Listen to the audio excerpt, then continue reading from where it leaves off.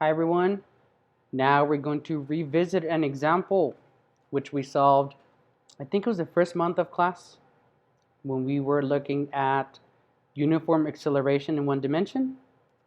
Let's get started. It says Steph Curry is driving at a constant speed, 40 miles per hour, when suddenly a child runs into the street. If it takes Stephen 0.498 seconds to react and apply the brakes, and it takes 1.89 seconds for the car to come to a complete stop, what is the acceleration of the vehicle? Assume the coefficient of static friction between the wheels and the street to be 0.965. Back then, what we had to do is convert the 40 miles per hour to meters per second, select the proper time, look for the correct or most helpful equation, do some algebra, and that's how we get the acceleration. Now, we're going to solve it using forces, which I think it's a lot simpler. You'll see. The first thing we should notice is Steph Curry was driving at a constant speed of 40 miles per hour. That's a big clue. You'll see why. Okay? And then we have two different times, and we have coefficient of static friction. That's it. That is all the information we have from the problem. And as you know, we have to start with the free body diagram. I included the vehicle just for illustration purposes. We're going to start with the center of mass of the car, which I'm going to think it's here.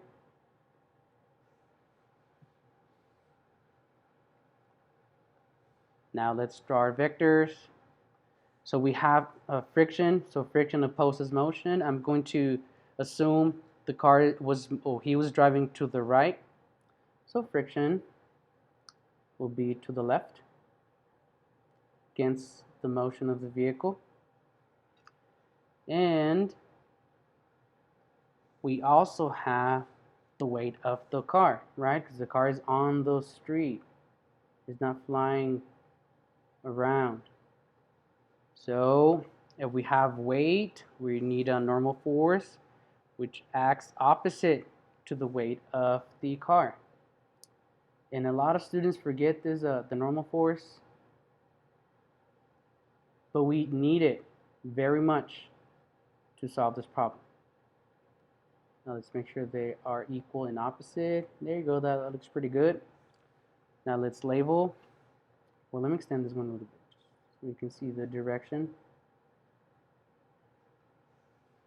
Now let's label. This is the weight of the car, so mass times acceleration due to gravity. This is the normal force, and this is the force of friction. Now you might say, but we have motion to the right. The car he's braking, but he didn't come to a complete stop immediately, and that's true. However, since the car was driving at a constant speed, that is constant velocity, when we have constant velocity, we cannot have acceleration. The equation of force is mass times acceleration. If acceleration is 0, we don't have any force. The car is moving to the right because of momentum. And that's a topic for next month. But we don't have a force to the right, and that is very important for us to know, okay? The only force acting on the x-axis is the force of friction. Okay, so our free body diagram is complete. We have the three forces present. Now, let's define up as positive, down as negative, left will be negative, and motion to the right will be positive. Let's sum the forces. So the forces acting along the y-plane are the normal force plus the weight of the object. Now I'm going to disclose or notate that acceleration due to gravity will be negative 9.8 meters per second squared, since it's pulling down.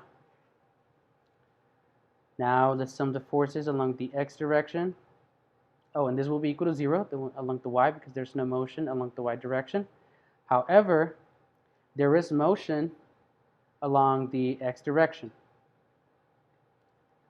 So we're going to have that the summation of the forces along the x direction, fix this, equals mass times acceleration as per Newton's second law of motion. And these two forces, or not two forces, the only force acting along the x direction is the force of friction. We said moving to the left is negative. So there you go. At this point, we don't have much to solve the equation. We don't know the force of friction. We know the coefficient of static friction. That should give us a clue that we have to use it. We don't have the mass of the vehicle, of the car, and we don't have the acceleration. Acceleration, it's what we're trying to find. However, we also know that the force of friction has its own equation, which is coefficient of friction, and now in this case it's static, times the normal force. So let's substitute this into our equation. I'm going to continue over here. So mass times acceleration is equal to negative coefficient of static friction times the normal force. Now, normal force, I don't know it, so it's one unknown. I know this one. I don't know acceleration, and I don't know the mass of the car. We have three unknowns. That's not good. However, if you look at this over here, we can solve for the normal force using the summation of the forces along the y. So I'm going to bring this one over here. The normal plus the weight of the object is equal to 0. I move the weight of the object to the right by subtracting mg to both sides, and now I have that the normal force. Let's do it again. Normal force is equal, man, what's wrong with my n's today, to negative mg. I can substitute this into my equation over here. So I have mass times acceleration is equal to negative mu sub k times negative mg. Now these two are going to cancel. So I have that mass times acceleration is equal to static friction times mg. Notice that I can cancel mass from both sides, and there it is, my equation for acceleration. Coefficient of static friction times acceleration due to gravity. Now I just have to substitute.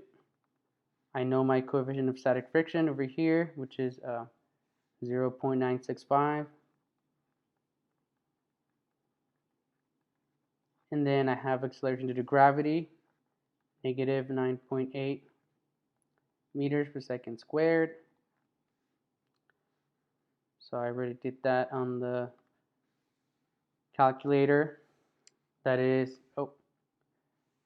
negative 9.457. We have three significant figures, so we're going to round up to 9.46 for the acceleration. Our acceleration is negative 9.46 meters per second squared. And it makes sense that we have a negative acceleration because it's a part of the force of friction, which is going to the left.